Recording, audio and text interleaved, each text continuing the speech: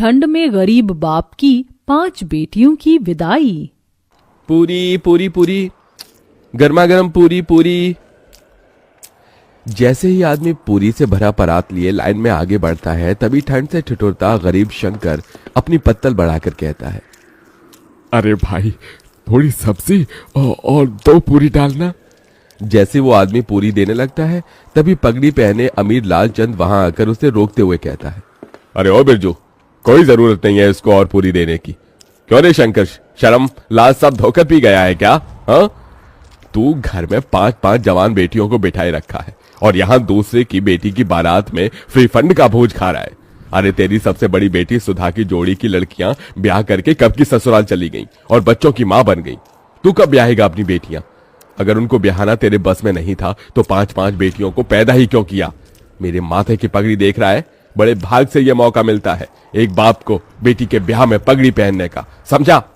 लालचंद जानबूझकर पूरे समाज के बीच एक ओर तो अपनी अमीरी का बखान, तो वहीं दूसरी तरफ शंकर की गरीबी की हंसी उड़ा रहा था, जिससे शंकर सबके बीच बहुत शर्मसार होता है और अपनी आंखें झुकाए वहां से घर लौट आता है, जहां एक टूटे फूटे माटी के घर में उसकी बूढ़ी पत्नी जानकी और 5 बेटी सुधा, गहना, कविता, चंदा, राधा उस ठंड में भी एक दिए और जूते के लेस बना रही थी। माँ, मेरा हाथ। तू ठीक तो है राधा? दिखा मुझे अपना हाथ। हे भगवान, तेरा तो हाथ जल गया। कहा था तुझे कि लेस का माल तू ना बना, तुझे दिए पर संभाल कर हाथ चलाना था। पहले ही अपने घर के दुख भरी परिस्थितियों को बाहर से ही देखकर शंकर अपनी आंखों से आंसू पोंछकर मुस्कुराते हुए अंदर आता है। अरे क्या कर रही हैं बाबा की 5 बेटियां? अरे बाबा, आप आ गए। हे भगवान, आप तो ठंड से कांप रही हैं। मैं आपके लिए आग जला देती हूँ। कितनी बार कहा है आपको कि एक स्वेटर अपने लिए खरीद लीजिए, बाहर कितनी ठंड गिर रही है और आपका बुढ़ापे का भी शरीर है। तभी दुखमन से शंकर ने कहा, चिंता मत कर मेरी लाडो, तुम 5 को ब्याहने से पहले नहीं मरूंगा। जब तक तुम 5 की विदाई नहीं हो जाती, मेरे प्राणों को भी कहां मुक्ति मिलेगी। एक बार तुम 5 की विदाई कर दूं, फिर चाहे मेरी मिट्टी उठ जाए। ये सुनकर गरीब शंकर की 5 बेटियों की आंखों आंसुओं से भर जाती हैं। भगवान के लिए फिर कभी अपने मुंह से ऐसी बात मत निकालना बाबूजी। आपके सिवा माँ और हम 5 का इस दुनिया में है ही कौन? तभी जानकी खाना परोसती है और शंकर अपने हाथों से अपनी 5 बेटियों को खिलाता है। शंकर के पास धन दौलत नहीं थी, मगर वो दिलदार आदमी था। शंकर को हमेशा अपनी 5 बेटियों की शादी और उनकी विदाई की ही चिंता लगी रहती, क्योंकि कोई भी उसे रिश्ता नहीं जोड़ना चाहता था। और कई दफा रिश्ते वाले देखने भी आते तो उसका गरीब घर द्वार देखकर चौखट से ही लौट जाते। ऐसे ही दिन बीतते हैं और शंकर का दूर का रिश्तेदार उसे एक रिश्ता बताता है। जानकी, कल सुधा चंदा को लड़के वाले देखने आ रहे हैं, उन्हें तैयार कर देना।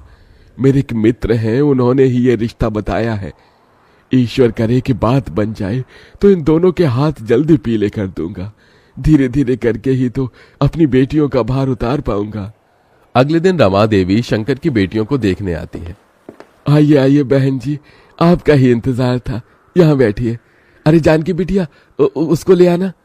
सुधा और चंदा एक बड़ी ही पुरानी सी बनारसी साड़ी में सादगी के साथ आती है और चाय नाश्ता परोसती है। तभी रमा देवी कहती है, देखो भाई साहब, बेटियां तो मुझे आपकी दोनों ही पसंद है, मगर दहेज भी लगेगा। मेरा एक बेटा बैंक में भले ही चपरासी है मगर सरकारी है, और दूसरा बेटा सरकारी नौकरी की तैयारी कर रहा है। दोनों का ज्यादा नहीं तो 10 लाख दे दीजिए। दहेज की बड़ी रकम सुनकर गरीब शंकर चिंता में आ जाता है। माफ कीजिएगा बहन जी, मैं इतना तो नहीं दे पाऊंगा। एक बेटी होती तो जोड़ जाड़ कर कहीं से भी पैसे भी दे देता, मगर मेरी 2 बेटियों के बाद 3 बेटी और हैं ब्याहने को। मगर ये इस गरीब पिता की जुबान है, मुझसे जितना बन पड़ेगा मैं दूंगा। मैं दोनों के लिए 5 लाख तक दहेज दे दूंगा, और फिर बारात का खर्चा भी तो देखना है। रमा रिश्ता पक्का कर देती है। उसके जाने के बाद चिंता से भरी जानकी ने कहा, अजी 5 लाख रुपए कहाँ से ला कर देंगे? आप कुछ सोचा है? अरे खेत बेच दूंगा जानकी, 4-5 लाख रुपए तो मिल जाएंगे। कम से कम मेरी 2 बेटियों की विदाई तो हो जाएगी। लेकिन बाबा, खेत बेच दोगे तो खेती कहाँ करोगे? मजदूरी कर लूंगा, वैसे भी गरीब लोग लेबर माटी में लगे हुए हैं। बस तुम पांचों अपने घर द्वार चली जाओ। बेटी की विदाई के लिए मजबूर होकर शंकर अपना खेत बेच देता है, जिसके बदले उसे केवल 2 लाख ही मिलते हैं। पैसे कम पड़ने पर वो अपना घर भी गिरवी रखकर दहेज और बारात का सारा इंतजाम करता है। रमा बारात लेके आती तो है। सभी बाराती ठंड के गर्म कोट, जैकेट, स्वेटर पहने आते हैं, तो वहीं गरीब शंकर धोती और पतले पुराने से कुर्ते, जो कि जगह जगह से फटा होता है, उसमें ठिठुरता हुआ हाथ जोड़े बारातियों का स्वागत करता है। मगर एकदम से रमा की शर्त पलट जाती है। अरे रमा जी, आपने मुझे वचन दिया था, आप ऐसे कैसे बात से मुकर रही हैं? देखो भाई, 10 लाख रुपए से दहेज का 1 पैसा कम नहीं लगेगा। अगर तुम दे सकते हो तो कहो, नहीं तो बारात वापस लेकर जाते हैं। शंकर डबडबाई आंखों से मंडप में दुल्हन बनी बैठी अपनी बेटी को देखकर अपनी पगड़ी उतारकर रमा के पैरों में रख देता है।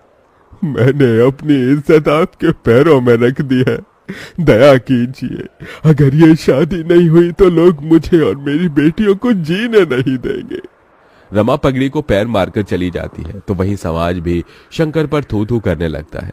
तो वहीं कुछ दिन बाद कर्जदार भी उसका घर तक छीन लेते हैं और अब शंकर अपनी पत्नी और 5 बेटियों के साथ ठंड में सड़कों पर भटकने लगता है और सब एक कचरेदान के पास आकर पाइपलाइन में रहने लगते हैं। अगले दिन शंकर ठंड में भी काम ढूंढने निकल पड़ता है। बाबूजी, आप कहाँ जा रहे हैं? काम ढूंढने जा रहा हूँ। मगर बाबा, बाहर इतनी ठंड गिर रही है। अगर ठंड देखूंगा तो जीवन भर भी इस गरीबी में तुम 5 की विदाई नहीं कर सकूंगा। पिताजी, अब हम 5 भी आपके साथ मेहनत करेंगे। जब इस भयंकर ठंड में बूढ़ी होकर आप काम करेंगे तो हम जवान होकर क्यों नहीं? थोड़ी दूर जाने के बाद शंकर को सड़क बनाने में काम मिलता है, जहां मजदूरों की जरूरत होती है। अब शंकर और उसकी बेटी कड़कड़ाती ठंड में मेहनत करने लगती है।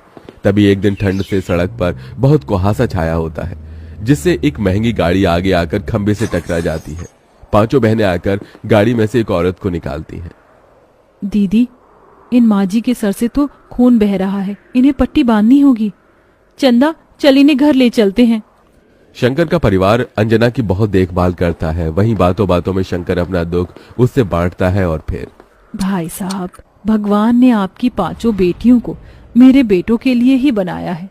मैं इन्हें अपने घर की बहू बनाना चाहती हूँ। यह सुनकर शंकर की आंखों से खुशी के आंसू छलक पड़े। बहन जी, मैंने कभी सपने में भी नहीं सोचा था कि मेरी 5 बेटियों का रिश्ता इतने बड़े घर द्वार में लगेगा। बहुत ही ऊंचा भाग्य है तुम्हारा मेरी बच्चियों, जो अंजना जी ने तुम 5 को पसंद किया है। मगर मुझ गरीब के पास देने को दहेज नहीं बहन जी। मेरी 5 बेटियां ही मेरे जीवन भर की पूंजी हैं। भाई साहब, आप बस अपनी बेटियों को एक जोड़े में विदा कर दीजिए, मुझे और कुछ नहीं चाहिए। थोड़े ही दिन बाद शंकर अपनी बेटियों की विदाई की तैयारी में लग जाता है। वो कड़ाके की ठंड में कांपता ठिठुरता कचरेदान को साफ करके वहां मड़वा बनाता है और खाने पीने शुद्ध बोध बिसार कर खुद को मेहनत में झोंक देता है और 2 पैसे ज्यादा कमाने के लिए गीली रेत बालू उठाकर मिले पैसे से 5 की शादी का जोड़ा खरीद कर लाता है। शादी का दिन आ जाता है। बड़े धूमधाम से अंजना बारात लेकर आती है। आंखों में आंसू भरकर शंकर कहता है, देखो जानकी, हमारी 5 बेटियों की बारात आई है, आज उनकी विदाई है। आपने अपने पिता होने का फर्ज पूरा किया जी। इसके बाद जानकी और शंकर उन 5 का कन्यादान कर देते हैं और विदाई का पल आ जाता है। तभी, ये लो मेरी बच्चियों, ये चावल पीछे को फेंक कर आगे बढ़ो। एक एक पैर बढ़ाती हुई 5 चावल पीछे जानकी की झोली में गिराती हैं और फिर अपने पिता के गले लगकर फूट फूट कर रोती हैं। बाबूजी, आपने हम 5 की विदाई के लिए बड़ा तप किया है। देखिए, आज हम विदा हो रही हैं। अपना ख्याल रखिएगा। तुम भी अपना ध्यान रखना मेरी बच्चियों, सदा खुश रहना। इसी के साथ गरीब शंकर अपनी 5 बेटियों को विदा कर देता है।